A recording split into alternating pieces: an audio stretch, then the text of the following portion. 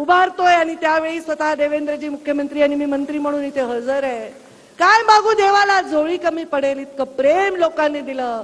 लोकांचं प्रेम तेव्हा कळतं जेव्हा माणूस काही नसतो. आणि मुंडे साहेब मंत्रिपदाची शपथ घेण्यास ती आयुष्यातल्या सगळ्यात संघर्षमय जीवनात होते, तेव्हा मुंडे साहेबांना लोकांनीच प्रेम दिलं.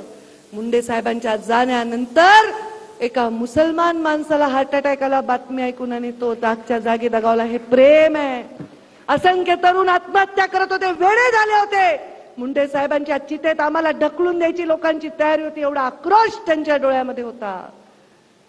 त्या सगळ्या संपत्ती पुढे, या प्रेमापुढे कोणती पद प्रतिष्ठा, कोणतंही वैभव हे माझ्यासाठी मोठं नाही.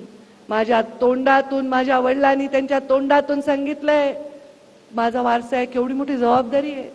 या सुईच्या टोका एवढी जरी जर त्याला धक्का लागला तर मला खूप वाईट वाटेल.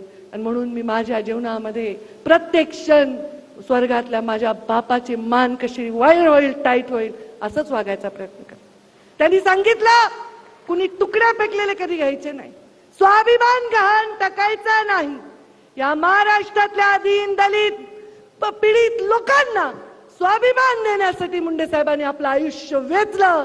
त्यांच्या जीवनात काय होतं, संघर्ष तोच करू शकतो ज्याचा पाठीचा कणा ताट आहे आणि ज्याच्यामध्ये स्वाभिमान आहे.